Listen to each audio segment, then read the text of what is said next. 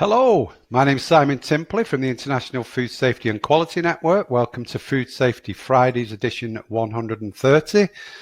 Happy New Year, belated Happy New Year. It's the 10th of January, but this is the first Food Safety Fridays webinar of 2020.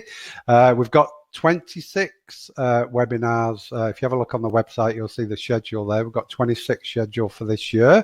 And this first one is ensuring brands are protected when making consumer-facing plant-based claims.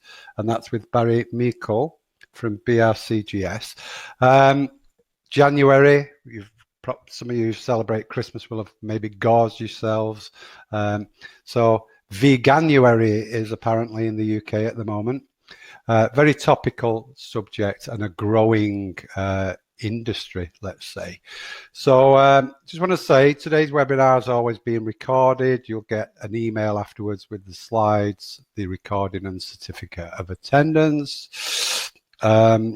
Feel free, obviously you are doing, say hello in the sidebar, tell us where you're calling in from. It'd be interesting to know as well, any of you who are in the plant-based industry, just comment in the sidebar and let us know. Again, this year, thankfully, the Food Safety Fridays webinar program is sponsored. And so a couple of minutes now, I'll play the sponsor ads and then I'll be back to introduce Barry.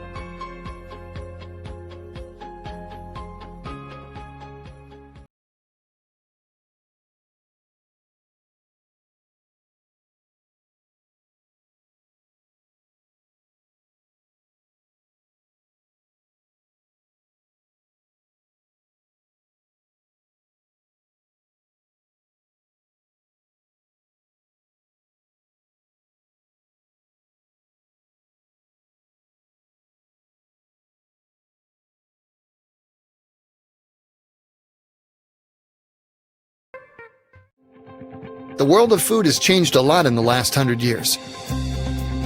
But one thing that doesn't change? Ensuring the quality and safe handling of food. No matter what changes are yet to come, we're proud to always be on our clients' side, shaping the future of food, today and tomorrow. AIB International, ever onward. Are you there, Barry? Thanks to the sponsors, by the way. Morning, Barry. Good morning, good afternoon. How are you doing? You okay? Yeah, Happy New Year to you. If you just tell the audience where you're joining us from today, Barry. Yeah, I'm joining from my home in Guelph, which is in Ontario in Canada. Yeah, I don't know if you noticed in the sidebar, there were one or two people actually producing plant-based or embarking this year on production. I did indeed. Yeah, that's very exciting. Yeah, so very timely. Okay, I'll get your slides up, Barry, and then thank you so much. Get started. All right. Okay, I'll be back for the Q&A later. Just switch your webcam off. Okay. Thank you so much, Simon. Thank you, Simon. So my name is Barry Meikle. I'm the Technical Services Coordinator at BRCGS, currently working in the Americas office in Milton, Ontario, Canada. So today I'm just going to go through what you need to do to ensure your brand is protected when making consumer-faced plant-based claims. So I'm just going to run through what we'll cover today. Firstly, we'll talk about what is plant-based, what it refers to, what it includes and excludes, and some of the differences between plant-based and vegan diets. We'll then touch on some of the motivators for adhering to a plant-based diet. We'll look into the ethical, the health, and environmental reasons that people are choosing to eat. The reasons that people are choosing to eat less meat. And we'll also touch on some of the social media influences as well. We'll then look at the projected global growth figures for plant-based food sales before looking at the background to the plant-based global standard that the BRCGS has produced, how and why it was developed, and what the scope of the standard is. I'll then touch on some of the benefits of certification for both brand owners and manufacturing sites before taking a brief overview of the requirements of the standard. We'll then look at the certification process, including how the site can best prepare for the audit, before looking at what happens at the on-site audit and beyond. I'll then go on to explain how the BRCGS plant-based logo can be used and other options which are also available to brand owners. I'll then provide a list of documentation which accompanies the standard and where they can be found, before looking at the options available in terms of training provided by BRCGS to the plant-based standard. And then lastly, I'll give a brief overview of the costs associated with the certification. So what is plant-based? The phrase plant-based refers to products which are free from animal-derived ingredients, as well as the obvious sources of animal-derived ingredients such as meats, dairy products, and eggs. It includes processing aids and additives such as isinglass, shellac, chitin, and cochineal, and slaughter byproducts such as gelatin, aspic, stearic acid, and bone meal. Plant-based also excludes the use of bees and their byproducts such as honey, comb, and wax. So both plant-based and vegan diets offer solutions who want to cut animal products from their diet for ethical or environmental reasons. However, the key difference between a vegan and someone on a plant-based diet is that a vegan will exclude animal-derived products from their diet 100% of the time.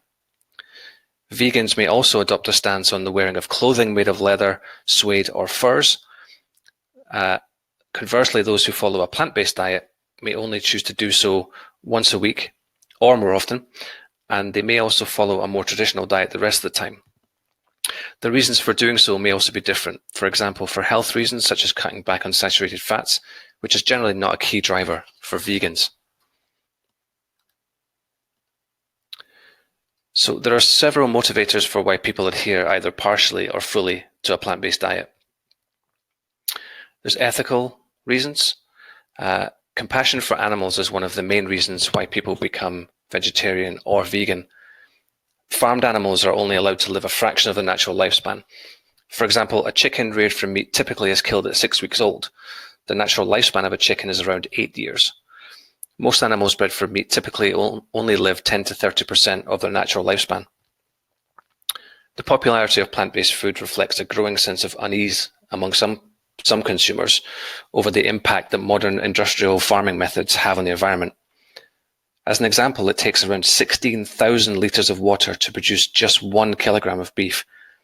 The recognition that the global food system is responsible for more than a quarter of all greenhouse gas emissions and is therefore a major driver of climate change has filtered through to the public consciousness, and this is influencing how they make choices about food. The world's population is estimated to reach 9.8 billion people by 2050, and to keep up with demand, farmers and producers will have to boost their meat output from the current level of 300 million tonnes to 470 million tonnes by 2050. And annual cereal production will need to rise about 3 billion tonnes from 2.1 billion today. In more developing countries, much of this increase will have to be accommodated through increase in yields and cropping intensity rather than the expansion of arable land, which will contribute to a decrease in soil quality. There are also health reasons and health benefits for adhering to a plant-based diet.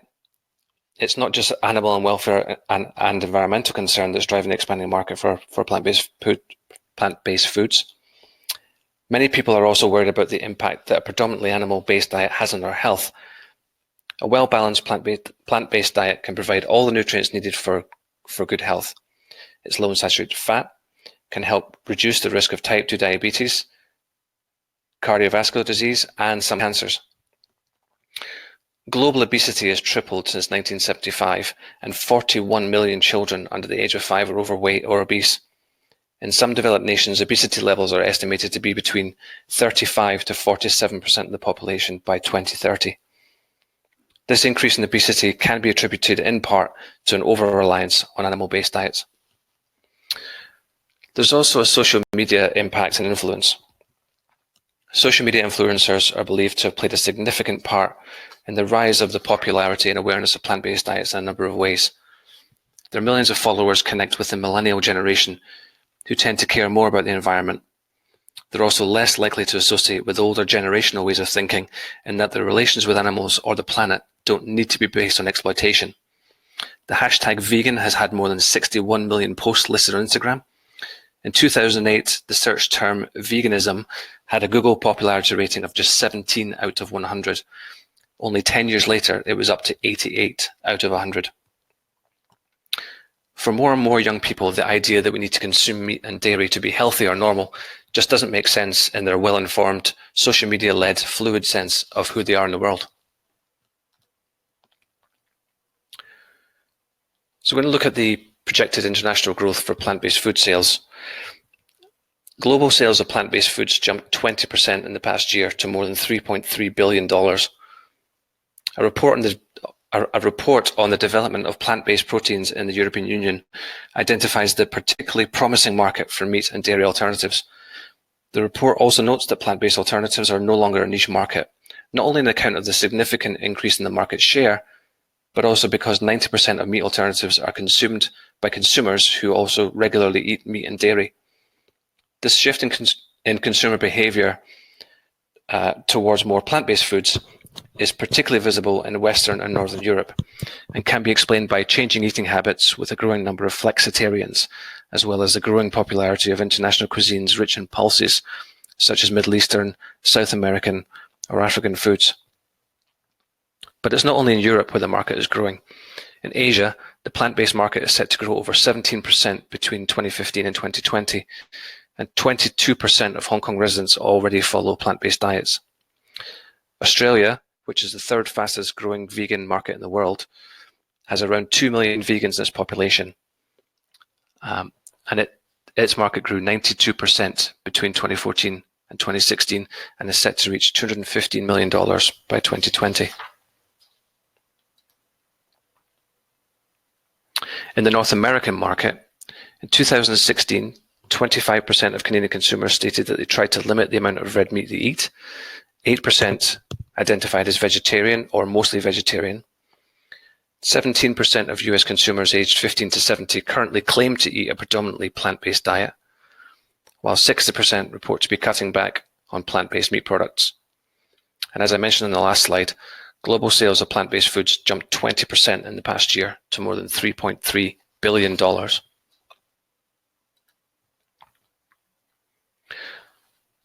So we're going to talk about the background to the plant-based standard, which has been developed in response to a shift in consumer behaviors, which we've seen in previous slides, resulting in the rapidly growing demand for plant-based products. There's now a greater desire for transparency. People are asking, where does my food come from? As I mentioned in the previous slide, there's an increased awareness of the health benefits due to availability of information on the internet, the media, and social media influencers. There's also a stronger focus on taste and quality of plant-based products, alongside a wider range of options available today. Consumers are seeking more creativity, flexibility, and variety in their diets by mixing up traditional meal combinations and experimenting with new flavors. This change is moving perceptions away from traditional stereotypes and is bringing these diets further into the mainstream. In light of this, the industry has been challenged with meeting consumer demand while also protecting brand reputation and mitigating risk. The plant-based global standard was developed by BRCGS because even the most informed consumer may unknowingly consume animal products or ingredients due to the challenge of correctly identifying animal-containing ingredients based on product labeling information alone. It's based on a comprehensive management system-based approach and provides a framework for manufacturers to assist them in the production of plant-based food. It includes the operational criteria required to be in place to ensure that plant-based products are free of materials of animal origin. This global standard applies to control of animal inputs in plant-based products in the manufacture, processing, and packaging of processed foods, both own brand and customer branded, ingredients for use by food service companies, catering companies, and food manufacturers, pet foods, and natural health products. In many cases, the voluntary food labeling information that's currently provided can be confusing and uses terms that are not universally recognized. The BRCGS plant-based standard seeks to help brand owners strike a balance between mandatory and voluntary food information in a way that offers the consumer confidence in the choices that they want to make. The plant-based on-pack trademark will empower consumers to make informed choices quickly and easily. The trademark will allow brands and products to differentiate themselves in an increasingly crowded market.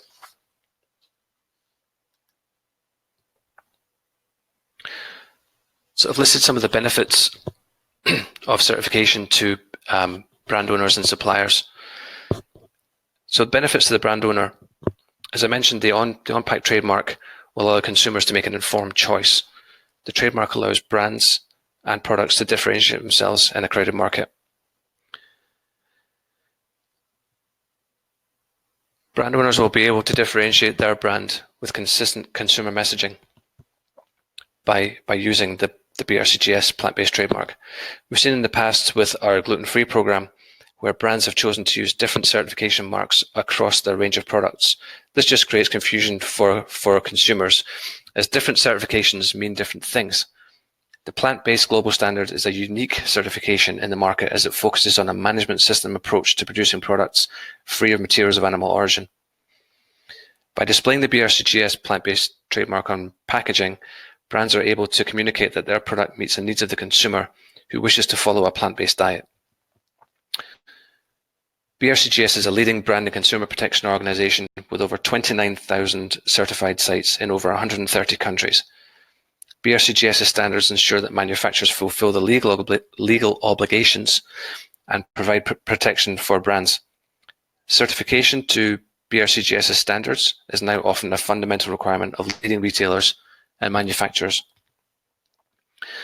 Benefits to the supplier. Certification is available to dedicated and non-dedicated plant-based sites. The management system approach to certification means that sufficient control measures will be in place to ensure the integrity of plant-based products in either environment. Plant-based global standards audits may be combined within a GFSI scheme audit, including GFSI global markets. But I'll talk more about the options for audits later. The management system approach to certification reduces the risks associated with contamination from products of animal origin. There are several steps along the way where materials of animal origin can be identified and controlled to prevent their inadvertent use in plant-based products. We've seen how the plant-based market is growing globally, so in a world where there's an increased focus on the amount of resources used to produce meat and products of animal origin, carrying a plant-based certification demonstrates to your customers that you're aware of the issues and are doing something to help alleviate them. With a trend towards wellness and better eating habits, this will help to inform customers' purchasing decisions in the future.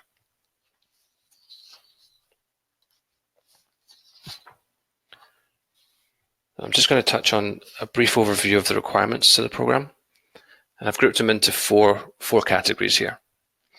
So the first, commitment to the program.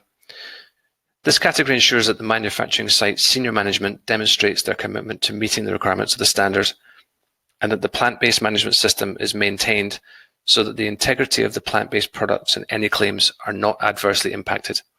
This includes designating a qualified individual to oversee the plant-based management system. For plant-based finished products integrity, these requirements ensure that the integrity of products and scope of the standard is maintained. They also ensure that staff are appropriately trained and that products are developed, produced, and marketed in line with the standard.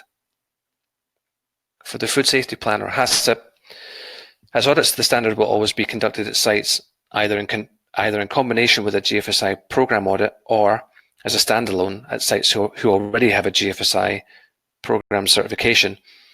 This requirement simply ensures that the site has a fully implemented and effective food safety plan based on HACCP principles. The assessment of compliance with this requirement will not include a full review of the HACCP plan, as this will be assessed during the GFSI audit, but it will be a verification that the site has assessed specific risks associated with the plant-based products, for example, potential contamination with materials of animal origin. And finally, the plant-based management system. These requirements mostly concentrate on documentation, including policies and procedures related to management of the plant-based management system.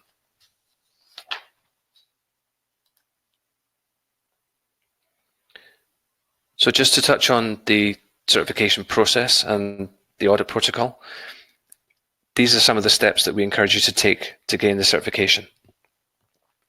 The first step is to learn about the program. The brcgs.com website has lots of information on the standard and to whom it applies. The standard can be downloaded free of charge from the BRCGS bookshop. Associated documents such as the Quick Start Guide, Interpretation Guideline, and Self-Assessment Checklist will be available very soon. If you've got any questions about the Plant-Based Global Standard, please contact BRCGS at inquiries@brcgs.com. The Schedule A lists all of the products which are manufactured at the certified site and which are recognized under the standard. This document should be submitted to BRCGS for renewal at least annually or when adding or removing products from it. A signed valid Schedule A must be presented to the auditor at the plant-based audit. Preparing for your audit. The audit must be scheduled with the certification body for dates and times when plant-based production is scheduled. There are 3 options available for audits to the standard. A standalone audit. The focus of a standalone audit is only on the standard requirements. Standalone audits are only available to sites that are already certified to GFSI benchmark standard or Global Markets Program to intermediate level. A combined audit. The focus of a combined audit is on the standard requirements in conjunction with any GFSI benchmark standard or the BRCGS START program. A combined audit may be conducted where the food safety system audit is unannounced and there's no plant-based production at the time of the audit, providing that the auditor can walk through the process and understand the controls that operate during plant-based production, and that records from previous plant-based production runs are available. In this case, the next audit must be conducted while plant-based production is taking place. The walkthrough option is not permitted for the first plant-based global standard audit. Before the audit takes place, a preliminary self-assessment should be conducted by the site against the standard to prepare for the audit. Any areas of non-conformity should be addressed by the site. The self-assessment checklist will be available for download from the BRCGS website. The audits against the standard are only recognised if these are undertaken by certification bodies that are recognised and approved by BRCGS. We can't advise on the selection of a specific CB. However, all approved CBs do have a star rating, with 5 being the highest score, which is published on the BRCGS directory. Information should be provided to the CB ahead of the audit to allow them to accurately determine the scope of the audit and to assign an appropriate auditor with the required skills. The audit date should be agreed upon by both parties at a time when plant-based production is running. The duration of the audit will be approximately 1 day when conducted as a standalone, or an additional half day when conducted in combination with a GFSI or Global Markets audit. So moving on to the on-site audit. A typical on-site audit consists of the stages mentioned here. The opening meeting, which will confirm the scope and process of the audit. A document review, which will be a review of the documented plant-based management system, HACCP, and/or food safety plan. Production site inspection, to review practical implementation of the systems, including observation of product changeover procedures and interviews with personnel. There will be a traceability challenge, which will include a review of all relevant records of production. There will also be a label review including a review of a sample of plant-based products labels to check against specifications and legislation. There will then be a final review of the findings by the auditor before the closing meeting, which will allow the auditor to review the audit findings with the site. The site will be allowed 28 days to close any non-conformities. However, 90 days will be allowed where the site is undertaking its initial BRCGS start audit in combination with the plant-based audit. The CB will then review the report and issue the certificate within 42 calendar days from the last day of the audit. Just to note that if the site fails its chosen GFSI or Global Markets audit, then certification to the plant-based standard cannot be granted. Expiry dates will be calculated to be 75 days from the first day of the audit plus 1 year. Unless it is combined with a GFSI audit, then the re-audit date will conform to the relevant GFSI scheme. And then post-audit, the site should begin preparing for the next audit, which should happen within the re-audit due date. The site or brand owner may then submit a label approval applications to BRCGS for use of the BRCGS plant-based logo.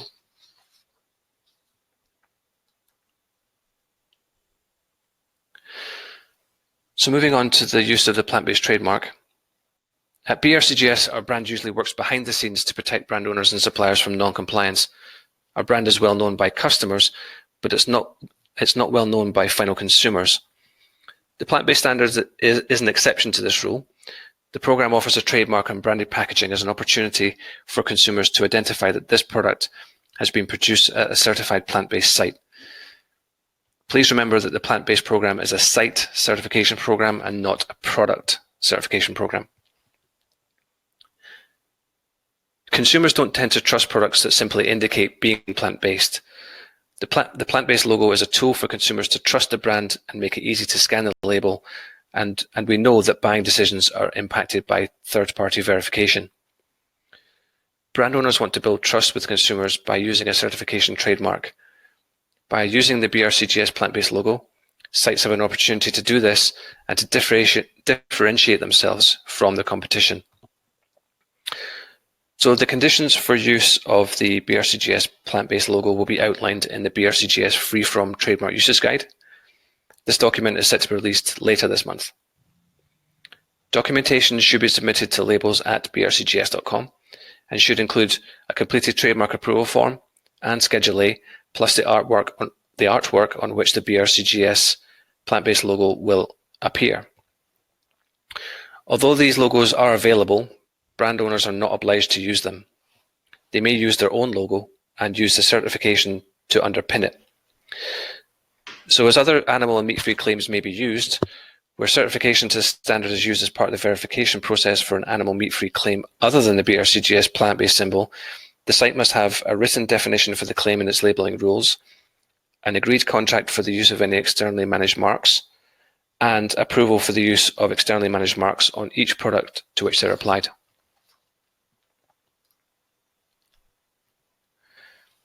So I'm just going to go through some of the resources that are available and will be available very shortly.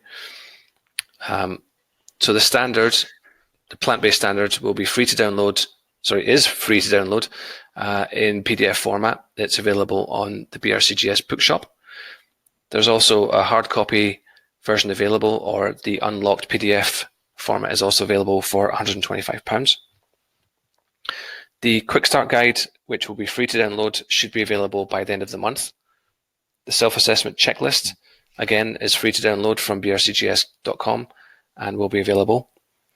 The Interpretation Guide, which will be available by the end of the month. The cost has not been confirmed right now, but if it follows the other BRCGS standards, it will be around £125.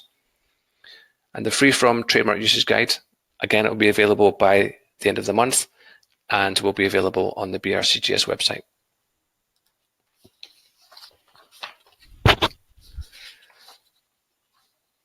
So I'm going to touch on some of the training that is available as e-learning on the BRCGS bookshop. We have the link at the top of the page there.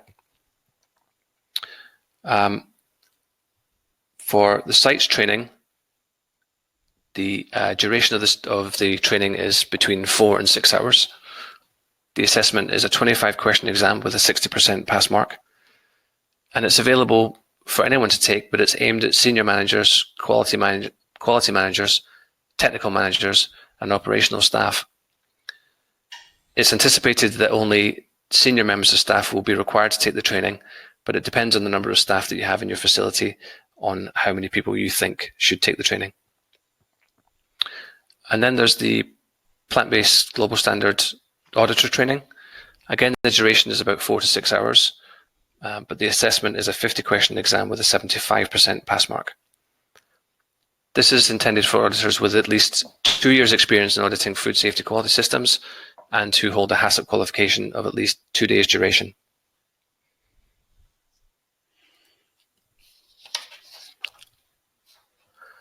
So moving on to associated costs then.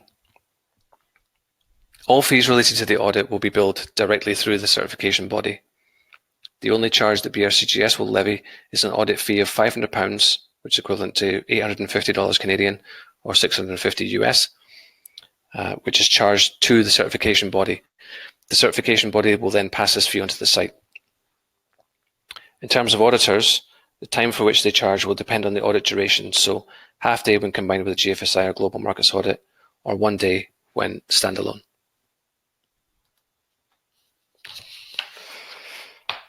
Finally, I'd like to draw your attention to our annual Americas Conference, which is taking place this year in San Antonio, Texas, between May 12th and 14th. The conference will bring together brand owners, manufacturing sites, delivery partners, the BRCGS professional community, and the future leaders in the industry. We will continue to offer valuable insights and exclusive updates designed to improve food safety management in retail, food service, and manufacturing environments. The conference creates a variety of opportunities for delegates from across the industry to network with their peers. If your company would like to contribute to the conference agenda or enhance food safety awareness by joining our exhibitor showcase, please email my colleague Manish at the address on screen now. I'd also like to do a quick plug for our new food safety podcast series, which is called Confidently Compliant. You can subscribe and download from wherever you get your podcasts. Thank you, and I'll take any questions. Okay, thank you very much, Barry. Let me just No problem.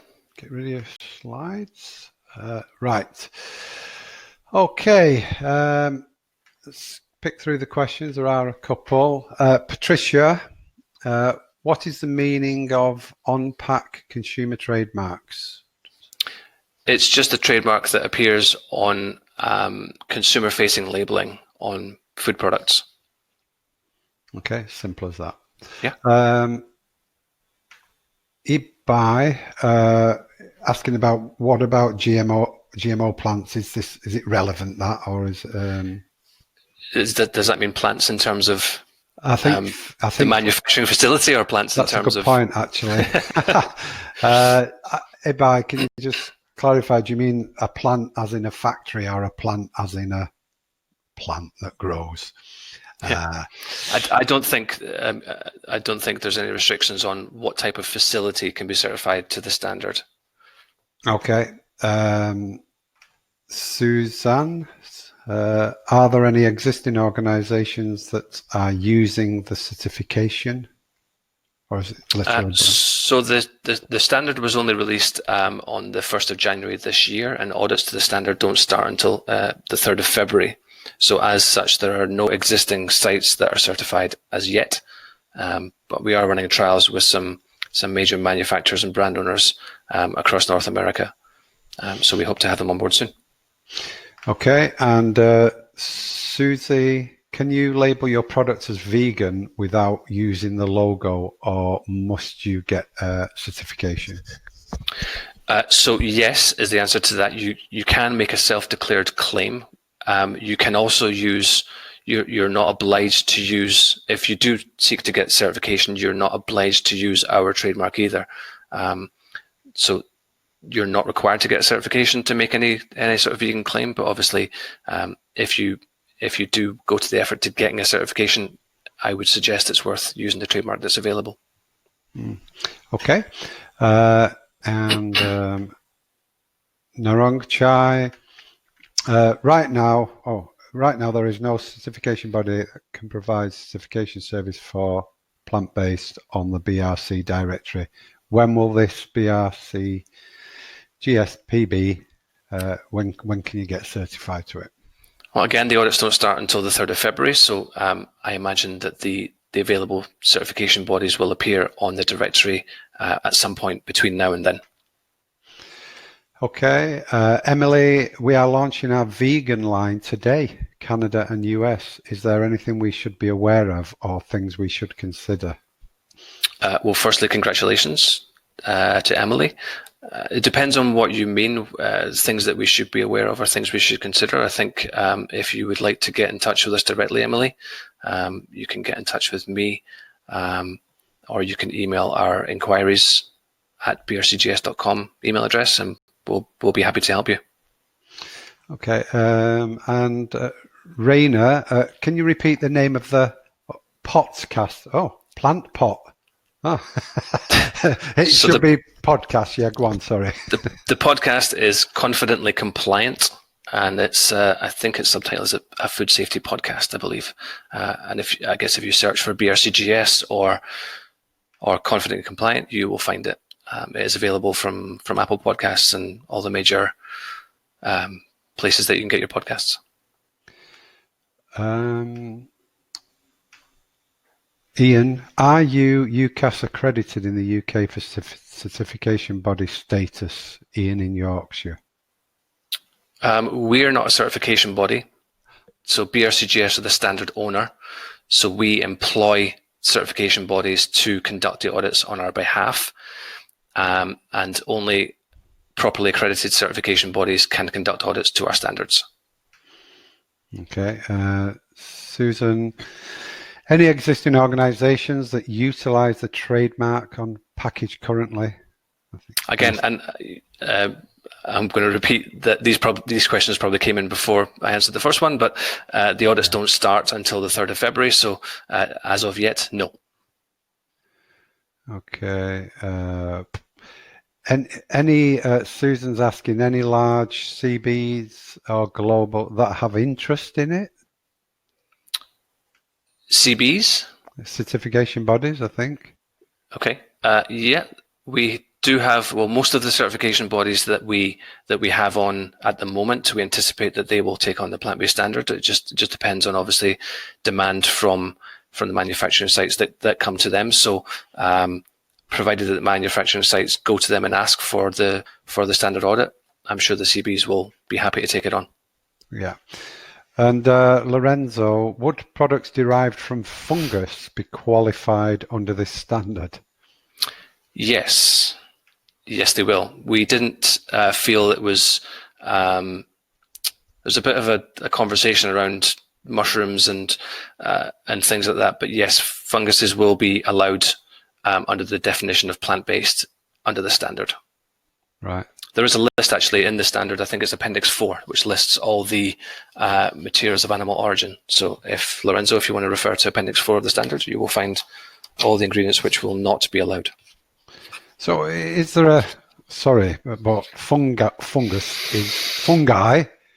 Are they not plants then? I believe they're not classified as plants. No, they're right. So mushrooms are classed as fungi, which is not typically a plant. Okay. Susan, what if any regulatory bodies such as FDA in the States what if any regulatory bodies such as FDA in the States have been consulted on the certification? Any concerns with the claim from a federal regulatory body point of view? So any claims that are made are down to the brand owner or the site to make sure that the claims that they make are appropriate for the region in which the product is sold. I'm not aware of any regulatory bodies which were involved in the development of the standard, but we feel that the overall decision on placing any claims on the product should be down to the brand owner or the manufacturer. Okay, and Banji, are genetically modified plants considered as plant-based? So I'm guessing this is referring to the greenery as opposed to the site itself. I think so, yeah. Yes, I don't see any reason why GMO ingredients can't be classified as plant-based. I guess it's down to the regulations in your country and how they're used, or the country in which the product will be sold, as to how they are used. But yeah, again, that's a decision for the brand owner and the site to make. Okay, Lorraine, can a BRC certified site add this plant-based standard to their certification? What is the add-on cost of this for the annual audit on top of the existing audit? So Lorraine, yes, you can. You can either have, if you are existing GFSI certified BRC, for example, you can either have this audit as a standalone if the dates don't match up between, so say you're 6 or 9 months away from having your BRC audit again. If you want to have the plant-based audit now, you can have it as a standalone, or you can combine it with your BRC audit if you wish. As I said, the audit duration is 1 day for standalone, and it adds an additional half a day when in combination with your BRC audit. There's no additional cost from our point of view. As I mentioned in one of the slides, we charge the certification bodies £500, $850 $850 Canadian, $650 US, to conduct the audit, which is generally passed on to the site. So that just covers all the upload fees and the administration of the audit from the certification body. So that would be the only additional cost. There's no cost associated with our program as such, aside from if you want to purchase a hard copy of the standard or the documentation. Okay. Sivaram, what is the global market potential in terms of number of manufacturing sites that can get certified for plant-based? Any stats on this? I don't have any stats to hand, unfortunately. That's a great question. Sivaram, if you want to pass on your email address to Simon, I'm sure you can pass the question directly on to me and I can get the numbers for you. Yeah, I will do. But that said, it's going to grow exponentially I think, over the next few years. Well, we hope so. Given the stats that I had in my presentation there, the global potential for this market is growing and growing, and I think the more exposure it gets, the more it will continue to grow. Yeah. Isan, is it necessary to get plant-based certified even if someone is organic certified? It's not necessary. It's a completely voluntary certification program. So it's down to, again, it's down to the brand owner and down to the site. If they would like to get certified, it's not a requirement if you're organic, but certainly the two certification programs could go hand in hand, yes. Okay, and Jason, are there any end product testing conducted for products that potentially could have been contaminated from a product that is not plant-based? So there is testing available, but our program relies on a management system-based approach, whereby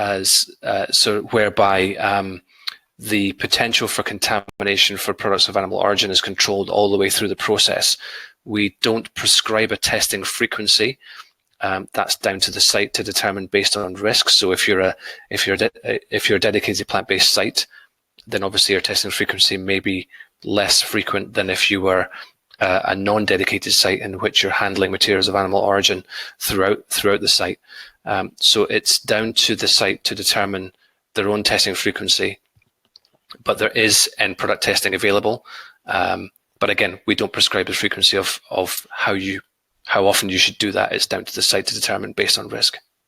Okay, and Sandy, can you just reiterate for Sandy the costs, from a BRC point of view? I think you said 500 UK pounds is... Yep, 500 UK pounds, 850 Canadian or 650 US, and that's just that's charged to from BRCGS to the certification body, and that charge is generally passed on to the site. Yeah, and it'll either be half a day if you combine it with your existing audit, or a day standalone. So whatever your certification body charges. Correct. Yeah, and we don't have any influence on the amount that either the certification bodies charge to conduct the audit, or how much the auditor charges for his time, travel time, expenses, and that sort of thing. We don't have any involvement in that. So all those costs come from the CB, not from us. So you're best off contacting your CB directly. Exactly. Yeah. Yeah.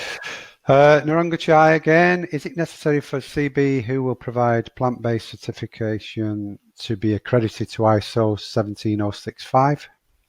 Yes, either ISO 17065 or 17021. Those are the two accreditations that we require CBs to have. Okay, Eileen, how quick after your audit are you able to apply the trademark to your products? As soon as possible. Hopefully, if your site has no non-conformances and you get your certificate issued as quickly as possible, it can take up to, well, depending on the type of audit that you have, it can take around 42 days for you to get your certificate.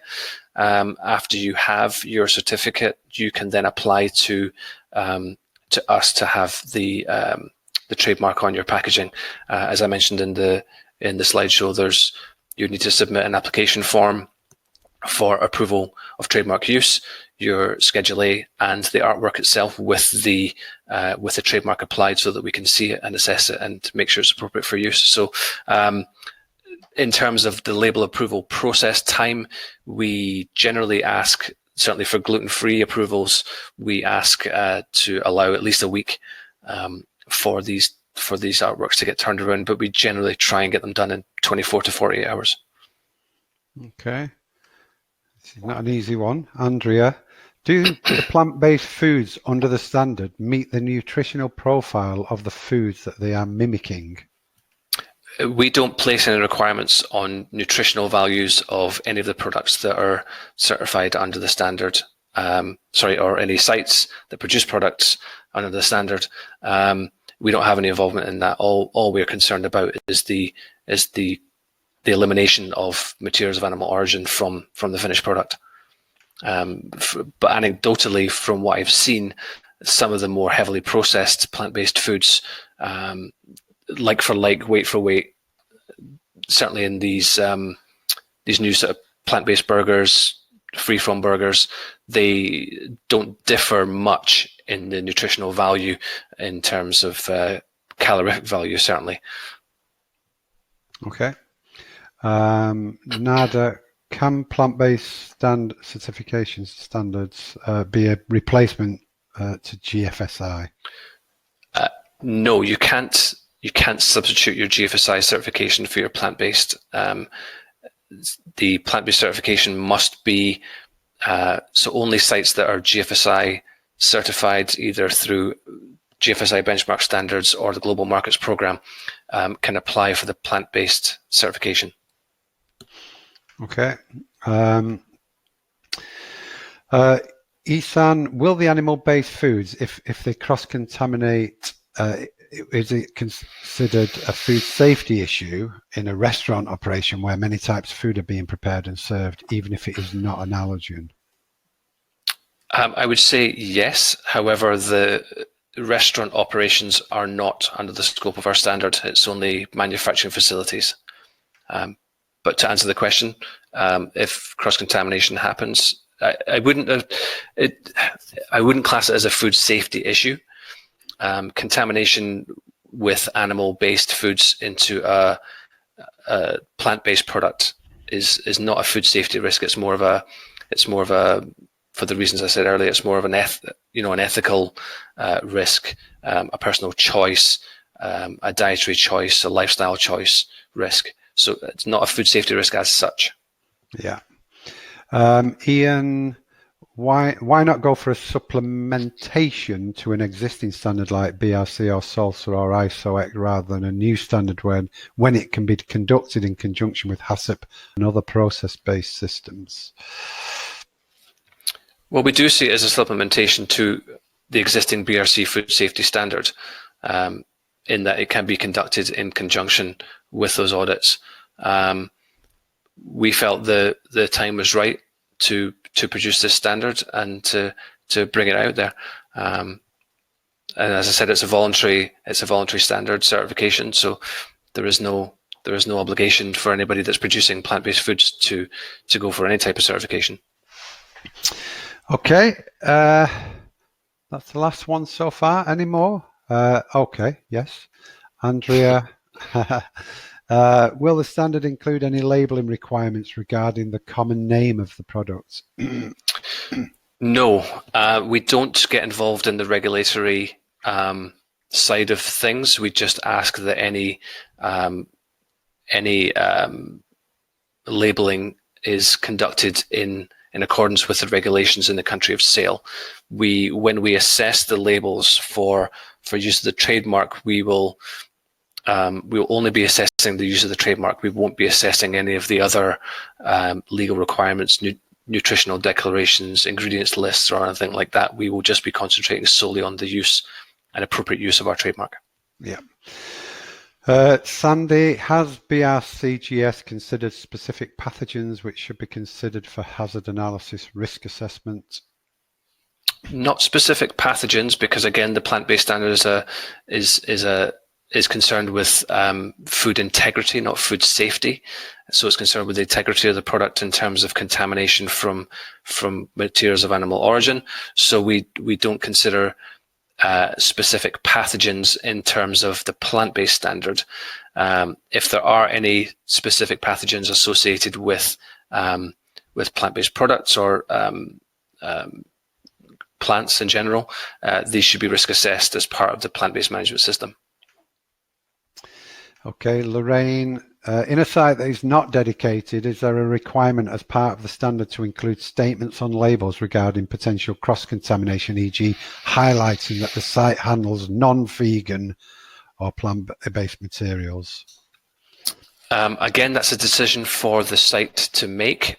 Certainly, as the trademark usage guide has not been published yet, I can't really comment on what we will be putting in that as yet. But certainly, in terms of the gluten-free standard that we run, there are the use. So if you use a BRCGS gluten-free trademark on your packaging, you're not allowed to have precautionary statements such as may contain wheat, may contain gluten. So I would imagine that there's no requirement in the standard, but in the trademark usage guide, it may restrict those types of precautionary claims.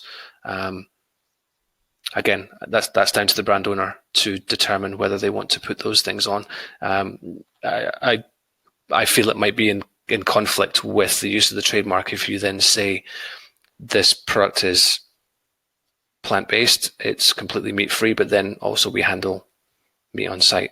The plant-based management system itself will help to eliminate those risks from the final product. So I think you'll just be confusing the final customer by having the trademark and then a conflicting precautionary statement on there. It's a bit of a cop-out, that, isn't it, actually? Sandy Adams, will there be additions to the GFSI? In terms of what? I'm not entirely sure what the question's asking there. Will it be an extension to GFSI at some point? The plant-based standard? Yeah. I think that's what it means. Yeah, I mean the standard is not, the plant-based standard is not GFSI benchmarked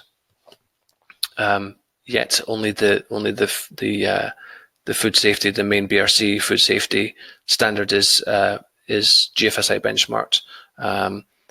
Sites don't need to be full GFSI to gain certification to the plant-based. They can go for the Global Markets program.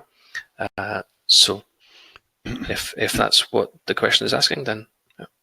Okay, so please explain the requirements applicable for packing products.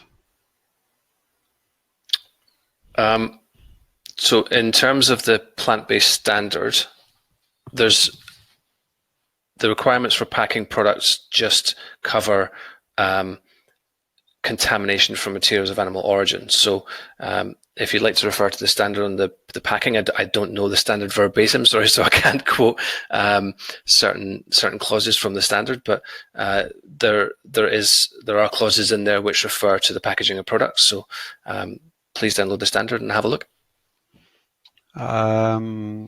Sivaram, given the massive role of meat industry for creation of greenhouse gas, any future potential for plant-based certification to be linked to carbon credit? Probably asking the wrong person. Carbon credit? I don't know. I'm not sure what carbon credit is. It maybe government schemes in certain countries, but that's not something that we will be involved in. It's worth trying. If it's a government scheme, then it's worth asking. Yes. Andrea, is BRCGS standard an extension of the BRC certification scheme? What does BRCGS stand for? It is, so it's BRC is the traditional name for the company. We then rebranded as BRC Global Standards. And then last year we rebranded again as BRCGS. So BRC Global Standards is what is now BRCGS. Okay. So but BRCGS isn't nothing to do with plant-based specifically. No. I think that, yeah. Okay. Yeah. Okay, Sandy's just commented there, it was back to my original packaging question, which I'm not too sure what that was. Okay, we've got a few minutes. We're on 56 minutes. So I bet you didn't think you'd get this many questions, did you, Barry? I didn't, and I'm very pleased to be able to answer them. I hope to the best of my ability. I hope people have got the answers that they wanted. And again, if you do have any further questions, please feel free to email us. We'll try and answer them as best we can. With anything new, there's going to be a thirst for knowledge and information. So the source is obviously the BRC website. Absolutely, yeah. And there's various contact us links on those pages. And as I said, Simon, you may be able to publicize my email address somehow. Perhaps in my bio or something on the website. Would that be? Yeah. It's on the it's on the website. Yeah. Yeah. So if people want to follow my bio in the IFSQN website, they can get my emails from there. Okay.